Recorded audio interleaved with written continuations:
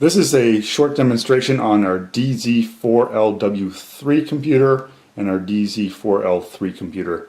The dZ4LW3 is a wireless computer, so it has a wireless transmitter, while the dZ4L3 is a wired version, so it has a wiring harness and a sensor connected to wire to the handlebar mount. The functions and features of both computers are identical, just one is wired and one is wireless. And we're going to go through the functions and features of the units, how to program them. At the end, we're going to talk a little bit more about the dZ4LW3 wireless computer and its sensor, and give you some more information on the linking between the two.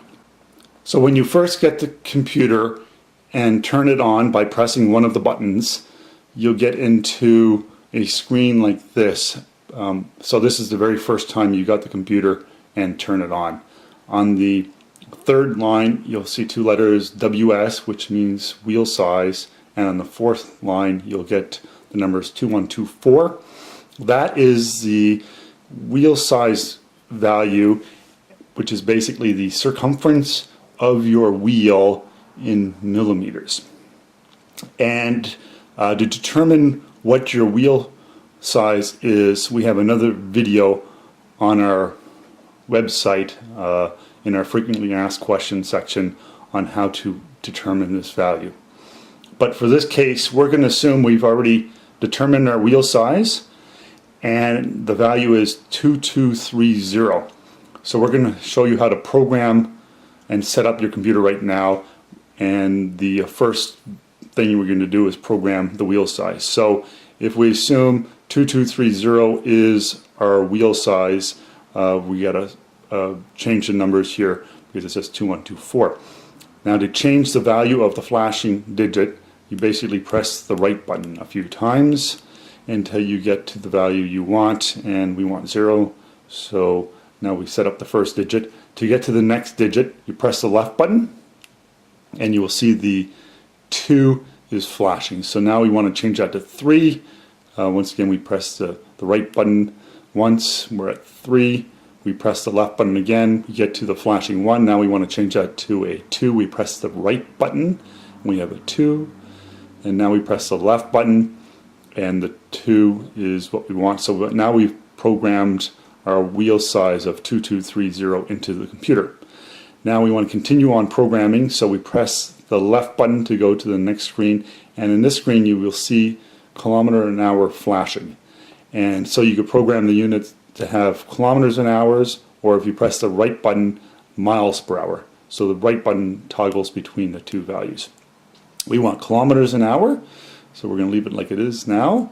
To go to the next section, we press the left button, and now we can program the clock to be a 24-hour clock, or if you press the right button, a 12-hour clock. So we'd like 12-hour clock. We're going to leave it there. We're going to press the left button now, and now we're in clock setup mode. The hour is flashing, the number 12 is flashing, and we're going to say it's 4:15. So we're going to press the right button until we get to 4, and then we press the left button. Now the minute is flashing, and we'll press the right button until we get to 15.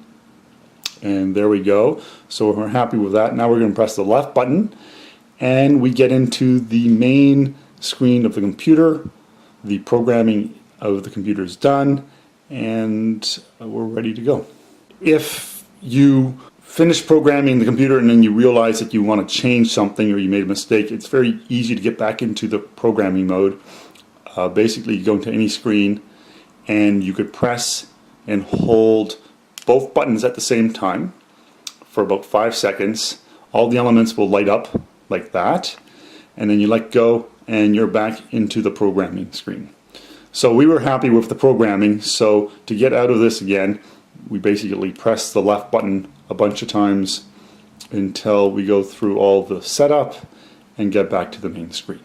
So at one point you may want to change the values of your clock, odometer, or wheel size, and you might not want to go into setup mode. So there's another way to go and set up those 3 values only.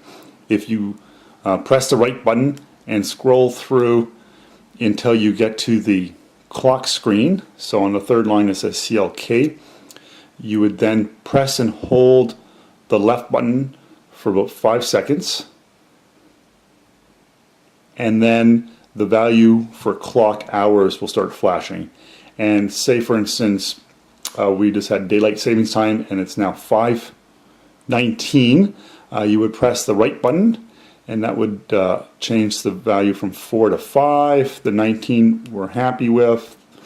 And then say you bought this is your new computer, and you had an old one that stopped working, but the odometer value was at 1,000 kilometers, and you wanted to put that value onto this one so you can continue riding and see how many kilometers you did for the whole year. You can actually program odometer. So we want to put 1,000 kilometers on here. We're going to press the left button to move to the last digit on the left, and then we're going to press the right digit to 1. And so it's 1000.0, so 1,000 kilometers. And we're happy with that. Now we're going to press the left button and get into the wheel size. We're happy with the wheel size, so we're just going to press the left button a few times. But if you did want to change one of the values, of course you just press the right button and get to the value you want. We'll go back to 2. We'll press the left button again, and then once again we're back into the main screen. So that's how you can change your clock, odometer, or wheel size on the computer. So now we're going to go through the two different screens on this computer. The top line is always the same. It's always your speed in either kilometers an hour or miles per hour, depending on how you programmed it in setup mode. And the kilometers an hour, if it's kilometers an hour, then all the other values will be in the same units. If it's miles per hour, it'll be in those units. So on the second line in this screen, it says AVS. There's a plus and a 00. AVS means average speed, and the plus or minus indicates if your current speed is above or below average speed. So if you're riding currently and you're going, say, 20 kilometers an hour, but your average speed is actually 18 miles an hour, you will get a plus.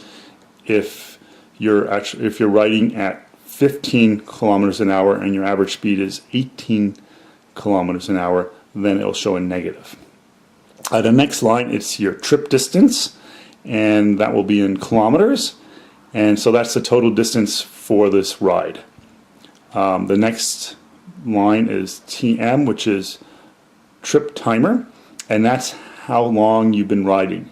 Also, for the trip timer, if you stop and take a break, the timer will stop since you're no longer getting a speed reading, and you will no longer be accumulating time.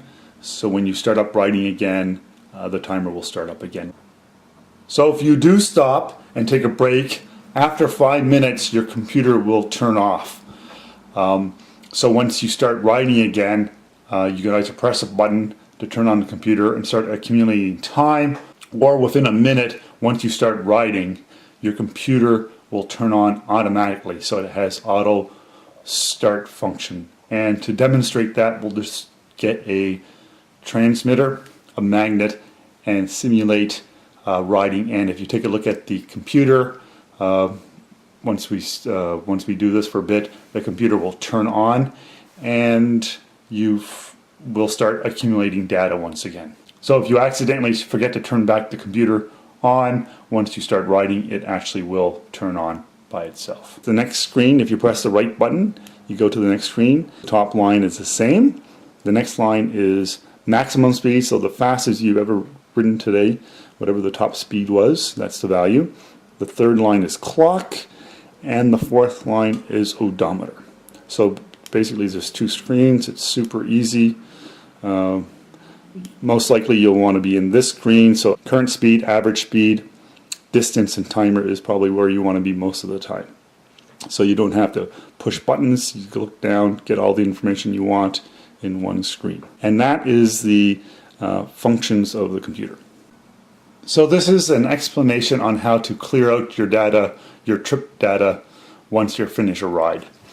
It will clear out average speed, distance, timer, and maximum speed.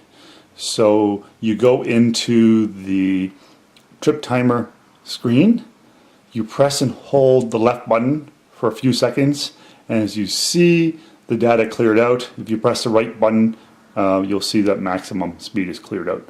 So that's how you clear out the data once you finish a ride. So this is a short demonstration on how to change the battery on your computer, and it's the same for either computers or for the wireless computer, the transmitter. And what you want to do is turn over the computer and get to where the battery cover is. There will be a slot on the center of the battery cover. Get a big coin. Don't use a small coin, use a big coin, otherwise you could damage the slot. And you just want to put the coin in the slot and turn it about a third of a turn, and the cap will pop off. The batteries, as you see the orientation of the battery, the plus faces upwards. Now to get the battery out, I usually just bump it on a hard surface, but make sure you don't hit too hard. You don't want to damage the computer. The battery will come out, and then you want to replace the battery. So the battery type is a CR2032, and you get these at most shops. If you bought the computer at Mountain Equipment Co-op, you can actually get replacement batteries for pretty cheap there. And then you just, to put it back on, it's very easy. Just do the reverse. You put the battery in place. You want to make sure the plus is facing you. And then there's actually a little seal here, so you want to make sure that it's seated properly and it's not dirty or grimy. And also on the back of the battery cover, you want to make sure this surface is nice and clean, no dirt, because if there's dirt or grime or the seal is not seated properly, the unit may not be waterproof anymore. And then you just take the cap, put it in place, and it should seat flat. Get your coin again, and then turn the cap about a third of a turn until it stops. And now the cover is back installed, and you've replaced the battery. And this, when you do replace the battery on the computer, you'll see digits light up, and you'll be back into initial setup mode, and all the data will be cleared out. And that will be the same process for either the wireless computer and the sensor. So this is a further explanation on the wireless computer syncing or linking with the transmitter. Now if you have a wired version, the dZ4L-3, it doesn't apply to this computer. It only applies to wireless units. So at this point we actually assume you mounted the computer to your bicycle, the sensor's mounted, you drove around, you were able to get a signal. And we just want to further explain the digital ID number on the computer and the sensor. So if you go into either screen, either the odometer screen or the trip timer screen, and you press and hold the right button, you get into a screen that looks like this, and it says ID number at the bottom and then speed, and with a digit. And the 04 means that that's your digital ID number. And there's 5 options for digital ID number for this computer. It could be 00, 01, 02, 03, or 04. And where this comes into play is if you're riding along with someone else and they have exactly the same unit, you could get crosstalk between their sensor and your computer if you both have the same digital ID number. If they're different, if yours is 04 and theirs is 03, there's no problems, but if they're both 04, you could get a signal from both your transmitter and their transmitter to the computer and vice versa. And it's very simple how to check and see if you both have the same digital ID number. You just press and hold the right button. This will pop up. If you have 04 and they have 03 for the digital ID number, you don't have any problems. If you both have 04, then you could possibly get crosstalk. Now to resolve this problem, what you want to do is get out of the screen by pressing any button. You want to move the two bikes apart by about 5 meters or more. And then only on one computer, not both computers, but just one computer, what you want to do is, for that bicycle, go down to the sensor, and on the one side of the sensor you'll see a little button, and all you have to do is press that button once, and that will change the digital ID number between the sensor and the transmitter for that specific bicycle. And all you have to do is ride around a little bit, and then you will get a speed reading, and it will actually change the digital ID number. So let's just simulate that by getting the transmitter and a magnet, and just passing the magnet by the circle arrow, kind of like what happens when your bike is set up and the magnet and the wheel spins and you ride along. And then you just will do this, and then you'll get a value for speed pretty quickly, within 1 minute.